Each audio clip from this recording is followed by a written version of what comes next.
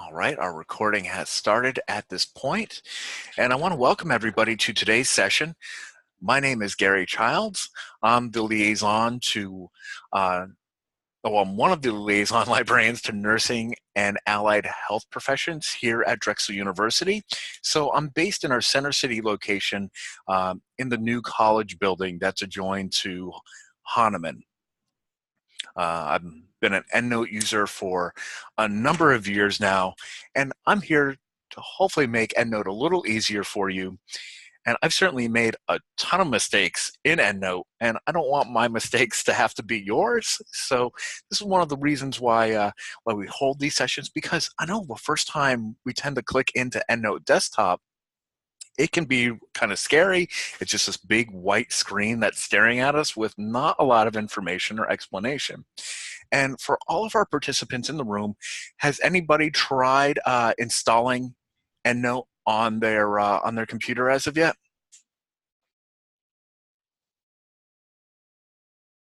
All right, we've got some not yets, we have some yeses. So I want to make sure to guide everybody through this process a little bit as well. So just a little bit about the installation.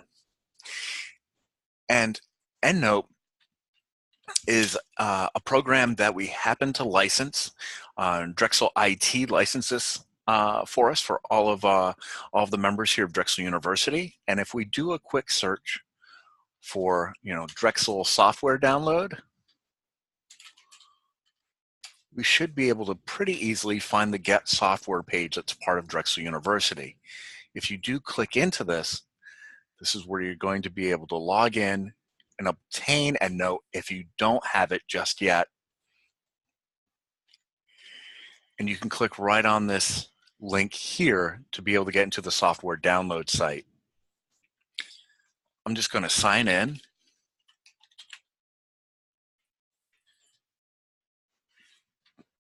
Of course, you'll be going under the student section in most cases, but it looks like we do have some staff or faculty here as well. I do have to go into the faculty and staff location.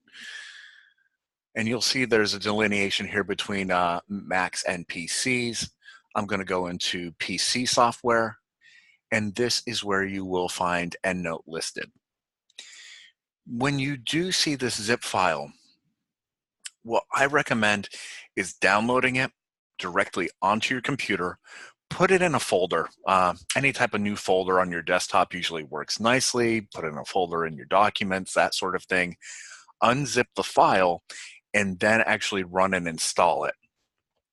You don't really want to run the EndNote install file directly from the software download site.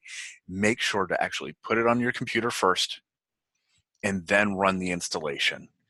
Some other things I strongly advise is make sure that you do have every other program shut down on your computer, because this is going to actually integrate with some of the Microsoft Office products that you do have that are probably previously installed on your computer, most specifically with Microsoft Word.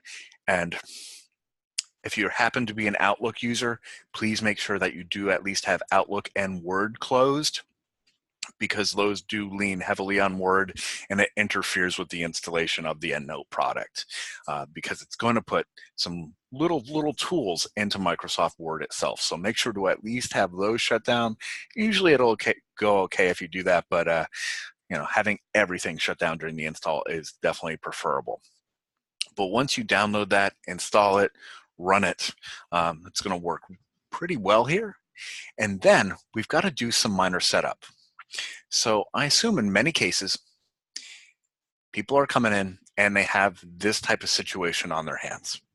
It's EndNote, it's installed, it's opened, it's under the default name, My EndNote Library. And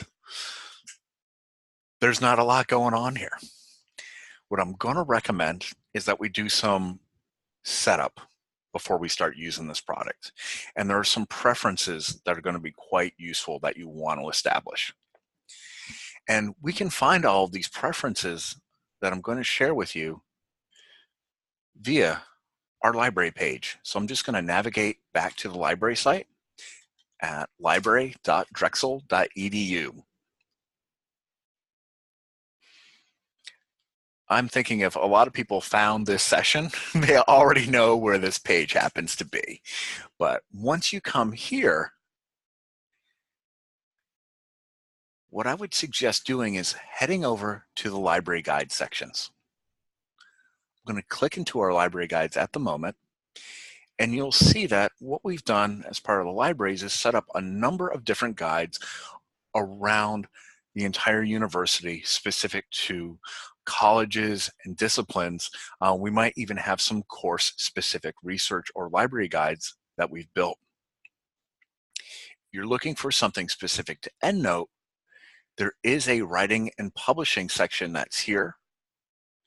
I'm going to click into the writing and publishing button now. And on this section, there's the EndNote Citation Manager link. This is the EndNote desktop version that we're going to be going through today. And this is going to have some tip videos in it, that sort of thing to help you out. And majorly why I come here is that there are the specific preference URLs that we need. And this we're going to put into EndNote, and that's going to allow EndNote to talk back and forth to the Drexel libraries. That's going to make life a little easier in some cases. Now, I need to make sure that I note something very specific here. There are going to be some changes coming in the near future. I expect that these links are probably going to change come January. So please be aware of that. I do think in January, there's going to be some changes that do occur for these specific links. So there's going to be some updates coming out about that on this page. There'll probably be some news items that are going to be occurring on our library webpage itself. But you're going to probably have to change some of this information in the near future. I don't have those links for you just yet, but let's use this information that is placed here. This is still going to work fine and function well at this point. So I'm just going to highlight this open URL path, and we need to put this in EndNote settings. Since this is a long URL, I'm just going to copy this. I have EndNote open in the background. And Deepika, what I'm going to do, this recorded video, I'm going to make sure to send it to all of our users that are here that are attending today. So you're going to get that via email. If you saw my email earlier today, don't worry. You will get that, that email a little later on today as soon as this is uploaded. All right, so we just need to put in our preferences here. On a Windows computer, you're going to find this under the Edit menu. And there are the preferences. If you're using a Mac, usually you'll see another menu item that's going to say EndNote. If you click on that, that's typically where you'll find your preferences on a Mac. And once you click into the EndNote preferences, you're going to see this, all these different things that you can kind of change in here. And there's a lot of power that we have by going in here and playing with this. But for today, we're just going to alter the Find Full Text section. And what I recommend is marking these items, and we're going to paste in that open URL path right here. And then we need to take that second link from the page. I'm going to grab that.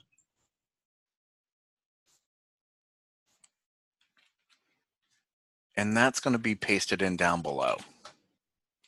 Once we have that established, we can just say apply and then OK. Notice I have this unmarked where it says automatically invoke find full text on newly imported references. This is something that you can set up to make it automatically go and try to seek full text once this is all set up. Admittedly, my own preference is to get out and just do this by hand and do this more so when I need to attach citations, because I'm playing with citations all the time. I don't always want the full text. So it depends on your particular need, your particular use, whether or not you want to establish that to automatically go out and seek for references as well. Okay, we've set up our preferences. We have EndNote installed. Let's feed EndNote some information. And I'm going to be talking about EndNote from the point of APA 6 and APA style. And I'll show you some of the resources I typically use to import citations to EndNote. Typically, I end up using a lot of PubMed in many cases. A lot of times I might be using CINAHL.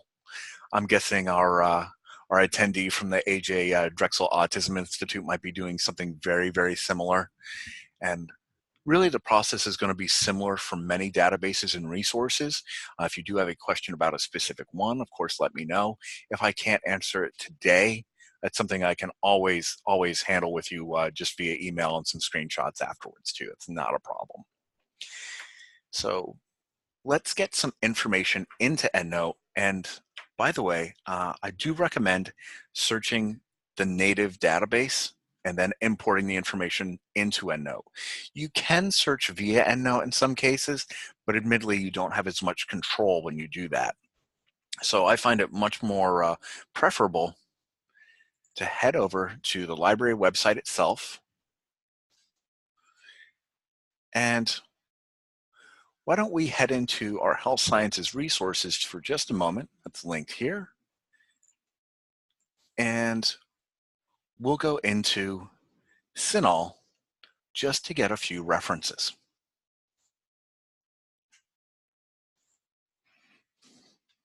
I'm just going to log in.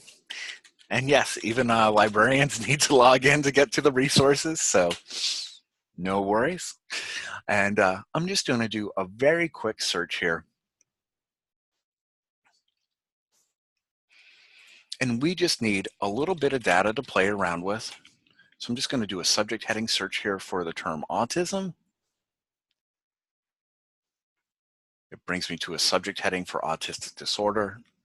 Don't worry, I'm not going through a full CINAHL tutorial today, but we're just going to use this to grab some article-based citations.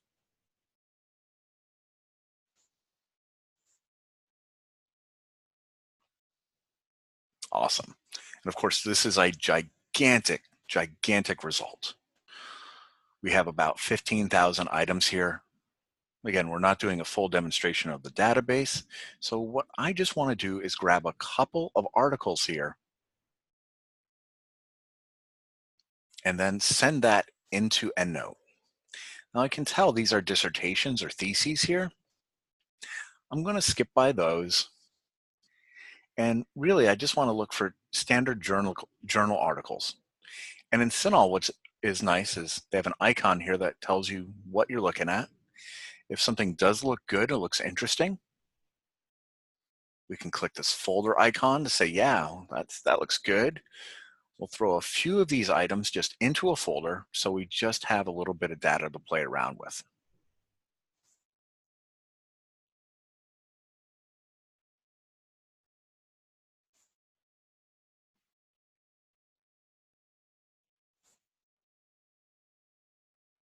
All right, so I have a couple of items selected.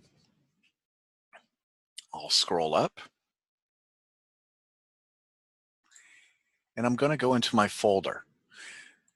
So many resources and databases work very, very similar to what you're seeing here. I'm going to select all these items that I'm interested in that are in my folder. And then I can export these items. The top selection that is here, that's already marked, we'll put this in an appropriate EndNote type format. So when I save and hit this button, I have EndNote already open in the background. It's downloaded the item. In many cases, it tries to send it to EndNote, and sometimes it just automatically populates EndNote, sometimes not. If I click into EndNote, it's not automatically populating. So I'm going to click on that little download icon here. And now I'll open this within EndNote.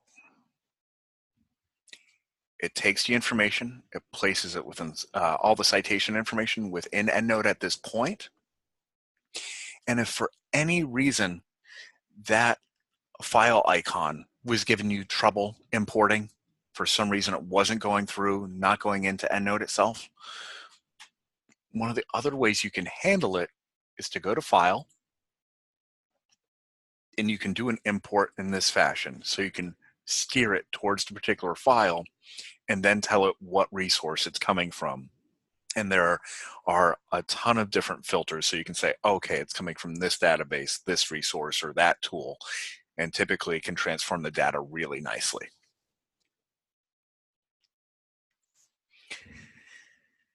Now that I have these items within EndNote, admittedly, I showed you how to set up the preferences. So what I want to do is select these items here, and we will have EndNote go and search for the full text. Now, most of these are from the journal Autism, the International Journal of Research and Practice.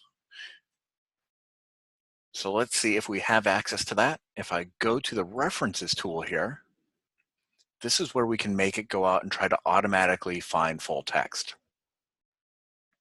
I'm going to click into that, and I have to authenticate. I have to tell EndNote that, yes, I'm a member of Drexel University. We'll connect. Oops, and I'll make a password mistake. Let me try that again. There we go. And once I've successfully authenticated, I'm going to continue.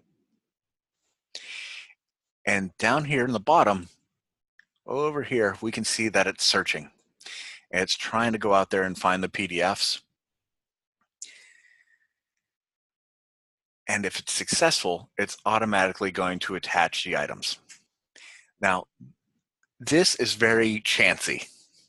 Sometimes it can do it, sometimes it can't. It depends on if we have the item directly or if we don't. Also, some publishers do not like EndNote coming into their system in this fashion. It looks kind of like potentially like a data breach or an attack in some cases. Sometimes they don't enjoy it. So in some cases, it's very successful. In other cases, it's entirely not. It's entirely luck of the draw. But for any time it actually does automatically attach stuff, I love it. It's wonderful. It just saved me some time. And if not, bummer. All right, I've got to go out and get the article. But regardless, we can still automatically attach. We can still attach the item to a record here, which is very, very beneficial as well. So even if this is a swing and a miss, okay, it struck out in terms of finding things for me automatically, but in many cases, it will find stuff. Admittedly, we have a lot of items from the same journal here, so yeah, there's a good chance this might get a little funny here.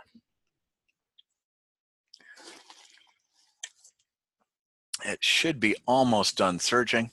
We just got to give it a moment to finish that. And I'll show you what you can do to get to the full text or potentially use interlibrary loan if this does strike out, right? And sadly, it did in this case. It didn't find all the items. And hey, that happens. It's a time saver if it does work, but in cases where it won't, all we want to do is we can highlight the item, we can go back to references, and instead of find full text, to determine if we have the item, we can try using this URL link. That was that other preference that we copied into this. That's going to do its best to go out and try to seek the article. A whole lot of logging in going on today.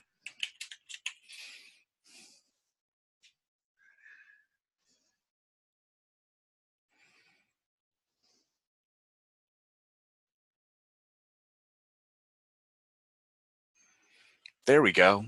Awesome. We do have access to it. So again, with that automated feature, sometimes publishers don't like it. If something does look good here, it's awesome. We can always download that PDF directly to our computer. I'm going to make an assumption and say that, yeah, I expect that most people are going to be able to download the PDF fine. And once that's downloaded to your machine, if you leave this highlighted, You can then go back to references and do a file attachment and attach the file. That's really nice. And that way you can have the file directly attached to this particular item. And what happens to that PDF is it'll actually pull it into EndNote's file structure. So if you save the PDF to your desktop, you're just doing quick attachments like that, you can delete that PDF that was on your desktop because it's going to take that file and actually put it within EndNote's file structure related to your library on your computer. So they just call all their files libraries. This is my EndNote library. There's going to be an item for that, and there's going to be a .data file that's going to have the same name. That's where it stores all of your PDFs if you attach PDFs. Other thing that you might want to handle in terms of setup is establishing some groups. So if you're building a really, really large master library, let's say you've got a few different classes, or for our staff or faculty attendees, you might want to build things specific to a paper or project. This is where groups are very handy. There's a group drop-down piece here, and we can create a group. So maybe we want to make a folder like, nursing 500. We've got a specific course. Sure, we could do that. We could say group, research 504. So you can set up things according to class or according to project. And what's great about these groups is if you select an item, you could put it in both places if it was applicable. So it's just a drag and drop feature. You can select multiple items too. And again, this is all drag and drop. So this way you can keep yourself really in a high amount of order here. And that's one of the reasons I deeply love EndNote, because I can hang on to all of my references, all of my citations, all of my PDFs, and try not to make my computer too messy. Big thing that I want to strongly suggest too, because these files are actually directly on your physical computer. Whew, this is stressful, but let's pretend you spill some water into your computer, or perhaps your laptop gets stolen. It's terrible, it's awful, but this sort of thing happens. Losing the laptop is one thing, that's a bummer, but that can always be replaced. Your EndNote libraries, on the other hand, that's a lot of work that can go down the tubes really fast if something catastrophic like that happens. So I highly recommend making a copy as a backup and making sure to store that just in another potential location. And from your file menu here, you can easily save a copy of your EndNote library. That works really nicely. You can even make a compressed library file as well. That will zip that file. So you can elect to add the attachments or not if you're making a compressed file. That compressed file can also be used if you're sending your library to somebody via email.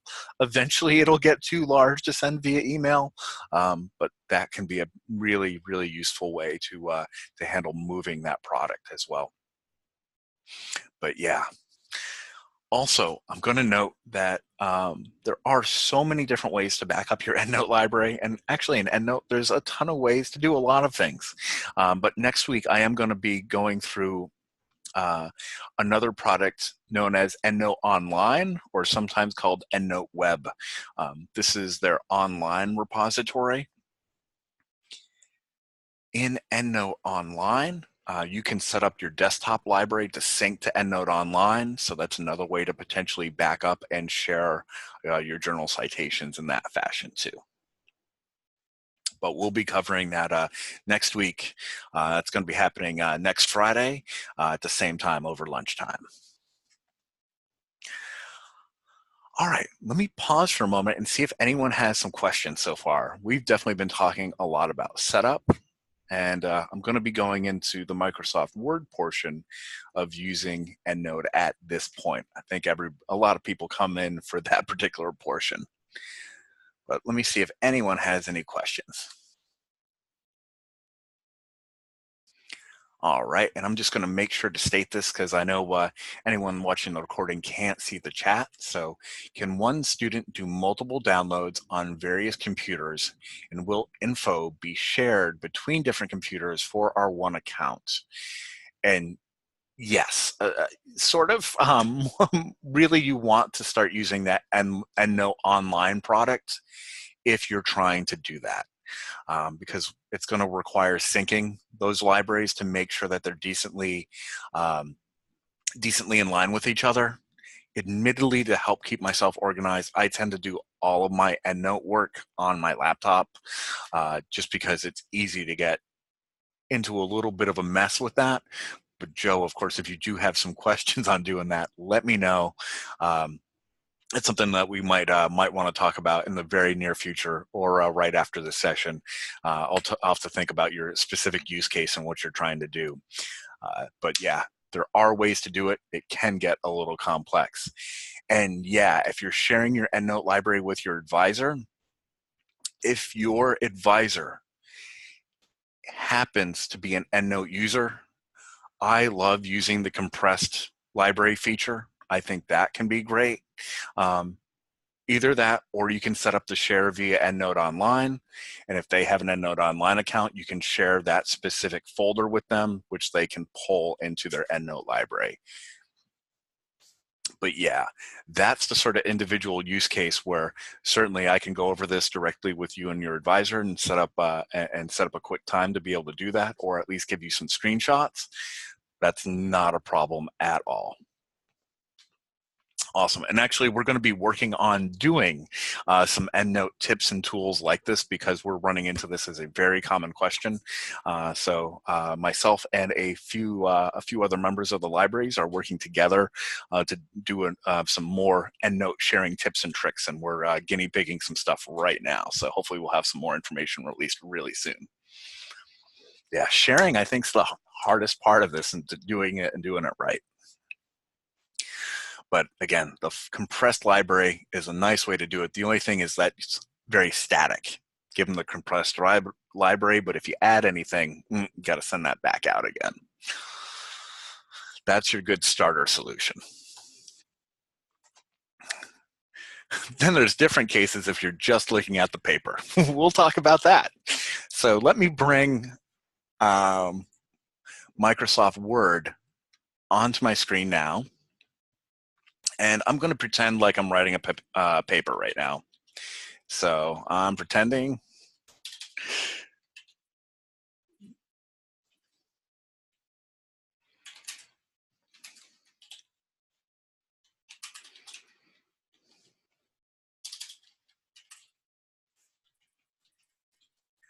Right? So I'm putting a statement, these words are not mine. I want to make sure to back this up and cite it. So there's a few things we need to ensure. In EndNote itself, we want to make sure that you're using the correct style. If you're just starting off in EndNote, it will be an annotated style. There's a drop-down that's there. APA 6 will most likely be in the list, but if not, you can go to select another style, and you can search directly for a particular style here. APA is noted in here. The other style I use commonly is AMA, the American Medical Association. For anyone that uses that style, it's listed underneath JAMA in here. So please be aware of that. That's one little oddity, but they do use AMA style, of course. But for today, I'm going to select APA 6. And what's cool about this is if you see me highlight an item down below in the preview pane here, we'll see that in APA 6 style. If your layout is a little different from mine, there is a layout button that should be apparent It doesn't always have the word layout next to it depending on platform, but it will have that same icon. And if you click this, I found that the bottom reference panel usually is what works the best for me. Usually bottom split or bottom just bottom preview works nicely on a Mac. This way you can see your attached PDFs via this and your references as well. So I think this looks really, really nice and is very helpful. Now, what I'm going to do is just say, in Microsoft Word, let's pretend I'm citing Maddox, right? I can highlight Maddox here. And if I go back into Word, notice that there's an EndNote toolbar that's here now. If you click on that, make sure to change your style to APA 6. It might start off as annotated, so you might need to change that. But once that is selected, notice that there's an Insert Citation button over here. I'm clicking on the lower half of it, or where that little caret symbol is, that downward arrow. If you click on that, we can then be more specific about what we're doing, and I'm going to insert the selected citation. I find it's easier to select my citations directly from EndNote itself. So that's why I toggle back and forth between the program and between Word. So I'll go back and forth between EndNote and Word to do the citation work. So you can see it did the in-text citation, it did the reference. Now, what about a quote? So if I'm quoting, and these words are not mine, but I still need to back this up, yeah, I'm still going to go back into EndNote. I'll pretend I'm taking this from the Beadle Brown article. I'll click back into Word, and I'll insert my selected citation. Now, for anyone out there that's really familiar with APA style, you're saying, oh, how do I put the page number in? Right? If you try to key it in by hand, a lot of time EndNote is going to overwrite that. And if you click on this, what you can see is this isn't really a typical Word document anymore. That whole thing's highlighted. There's all these special codes that are being put into this Word document from EndNote. And I jokingly refer to EndNote as mom. Basically, you got to let mom know what you're doing and everything's going to be okay. And what's awesome is there's an edit and manage citation button here. If you do click on that, this is where you can say, oh, if I need to put a page number in here, sure, like page 89, and I say okay, it alters that citation. And let me blow this up a little bit. Hopefully it's a little easier to see. That page number comes in, we have the 89, that looks really good, so it takes care of that automatically. Now, if we're doing something a little different, maybe we said like, according to Beadle Brown, you can even change your formatting here to do things like exclude author or exclude year, depending on what's the best case for your paper and the style that you happen to be using while you're writing. So it can really alter everything for typical flow while you're writing. It does a really nice job. Admittedly, while I'm actually in the flow of writing, I'll put in the citation quickly by hand, but then I'm going to go over the top with EndNote to make it look pretty later. And why? Because, you know, keeping up with that writing flow is important. You don't want to lose that spark or idea. I think this looks pretty nice. Although, yet again, if you're looking at the references section, you might be saying to yourself, that should be double spaced, right? And if I click on references here, yeah, notice that it highlights the whole thing. This is all still attached to EndNote. There's a little symbol we can click on, that teeny tiny little box with an arrow, and you might see on some computers it's noted as Configure Bibliography. This is where we can alter the bibliography a great deal. If you click on that, I typically skip right to the layout feature, and this is where you can specify font. So if we wanted to do something like Times New Roman, we can do that. You know, we need to do 12-point font, sure. We need to do double spacing, no problem. You need a bibliography title, you can put that in here. It all depends on what you're using. And if I say okay to that, that's where it's going to alter what's on screen. So this can be very, very beneficial. And I think these are the little things that snag people.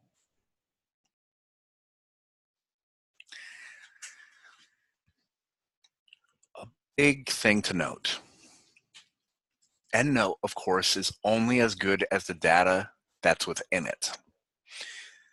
So if you've got dirty data coming into EndNote, dirty data is going to, of course, be repeated when it comes through in the citations. If you do need to clean it up and make sure that things look proper, you'll want to go back into your EndNote library, and you can double click into any of your citations here. And this is where you can handle any type of title casing that you might need to fix. And that sort of thing can all be done through here.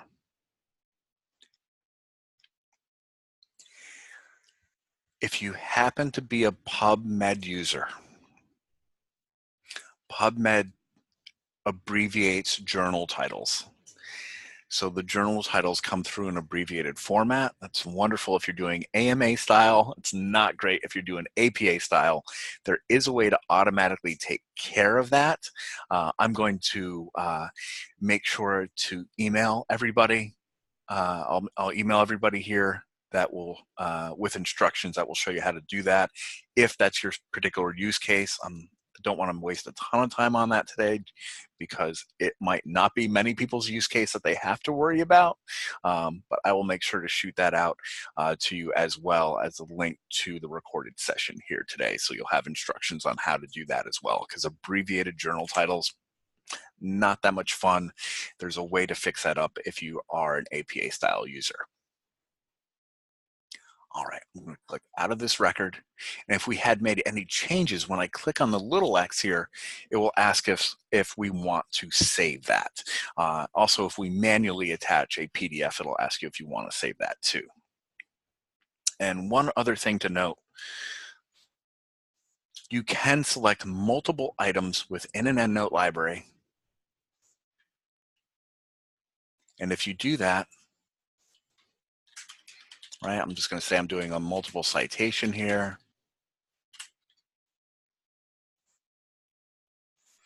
It can handle putting a bunch in at once as well. It will do it in proper order. And if any citation had been previously used, it knows not to reinsert that at the end of the item as well. So this thing does a really, really nice job. Okay, some specifics to handle with this as well. As I mentioned, this is no longer a typical Word document. It has all these EndNote codes within it. So if you want to submit this paper, if you're submitting it for grading or if you're submitting it for publication, there's something that you need to do first. And what I'm going to do is I'm first going to save this item. I'm just going to throw it on my desktop for now. And I'm going to call this EndNote demonstration.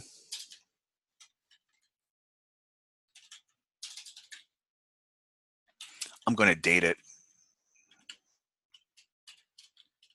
I like to version my items like this, so if I make a mistake, I can always come back to it.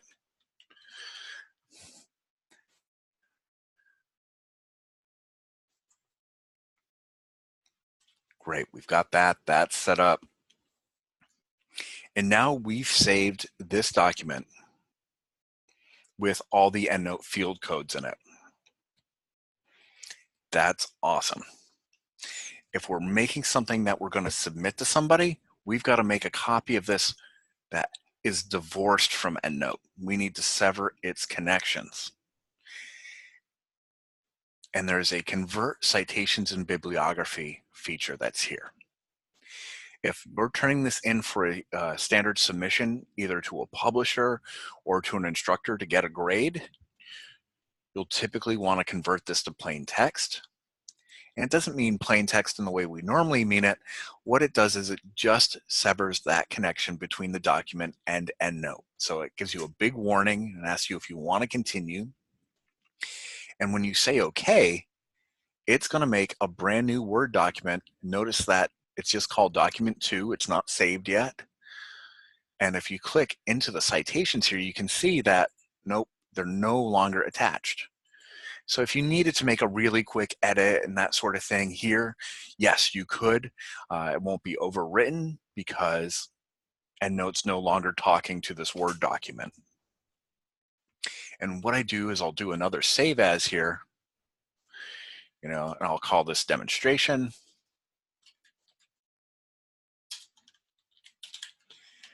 And just give it a date. And usually I put the word final on it as well. Whatever your particular nomenclature is, that's entirely fine. Just make sure that you pick something that you stick with and that you follow so you know which document is which. Oops. Helps when you don't put a slash there. There we go.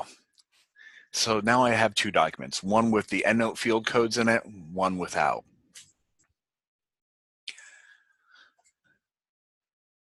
Does that make sense to everybody out there?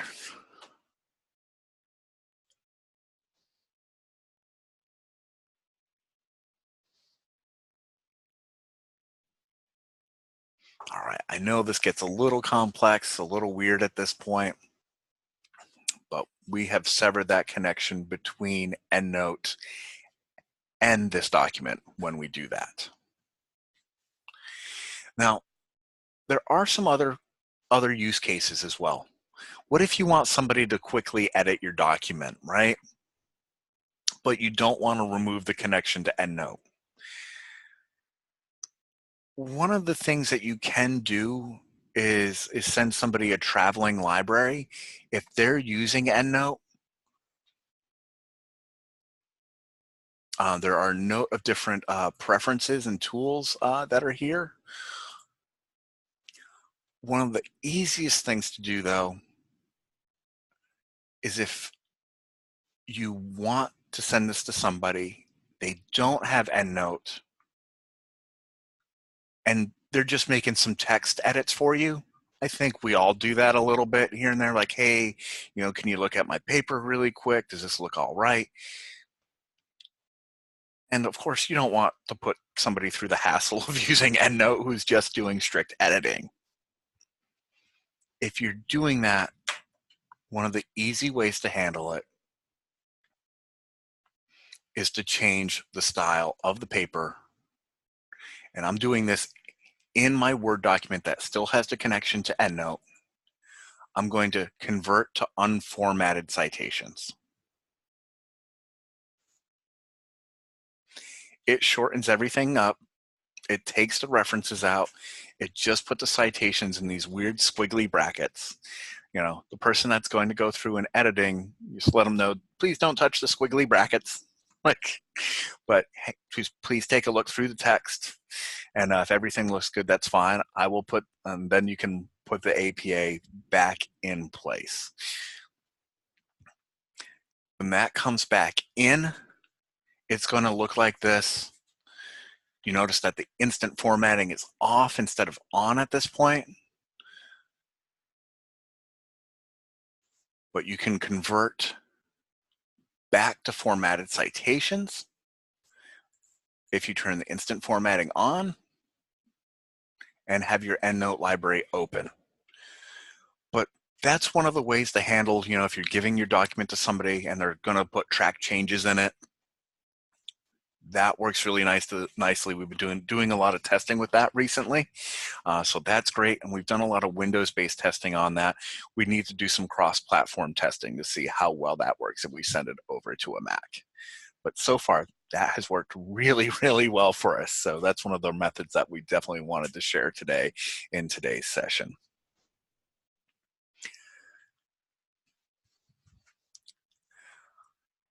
Okay, if I delete a sentence and the reference in the text, does the reference get deleted automatically at the bottom?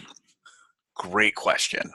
All right, check this out, right? I've got instant formatting on still. We've got the paper in here. Watch this, we'll remove this whole thing. So this is the Maddox et al. I don't think I have that cited anywhere. No, I do have it cited here too. Let me choose something a little different.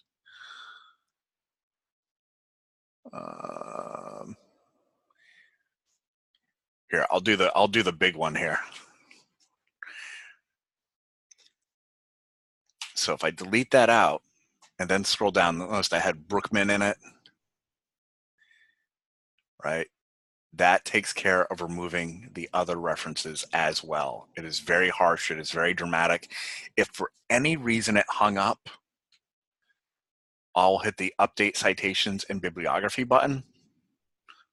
That will usually fix everything, but typically it works fine. And one of my biggest tips I'll make sure to throw out today too is if EndNote starts acting up a little bit, shut the Word document down, shut EndNote down, and I know the trick is cheesy, but reopen everything and then it's usually fine again. Every now and then it gets a little hung up, especially it gets wonky if you're using a few different libraries or if you're dealing with multiple papers and that sort of thing. You usually want to make sure to shut all the products down before you open a new paper to work on and that sort of thing, because it's crosswalking between two different programs, so things can get a little tricky. But if you're just working on one project with one library, things tend to work really, really beautiful. Cool. We just have a few minutes left today. So I do want to check and see if anyone has any outstanding questions at the moment that are real big questions that you want to make sure that I get to here today.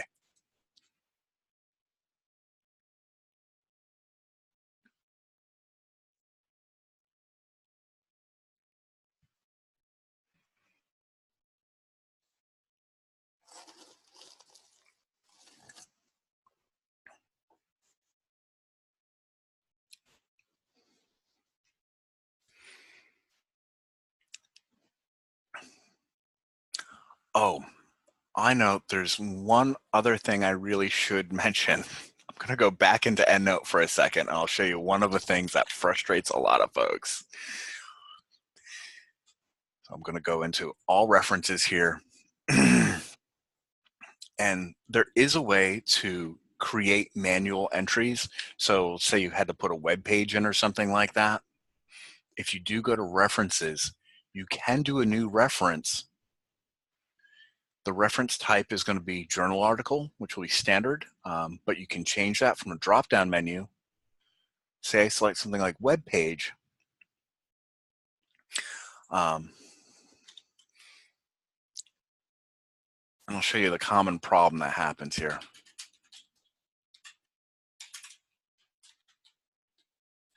Right, I'm putting in a corporate author, the American Nursing Association.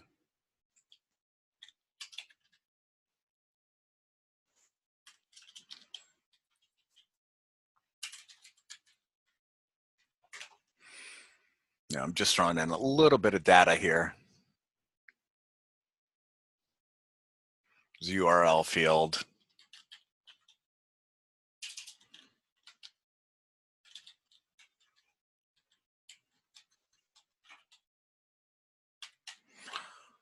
Right. I'll close it. I'll save it. Now, I put in American Nursing Association as an author, and notice what happens to the author here. It gets listed as Association AN. you know, it thinks it's somebody's name. There's a cheap trick. If you click into this, I love this trick. Just put a comma after the author, or the corporate author in this case. And now when you close and save, it can figure it out and it makes it look all nice and pretty again.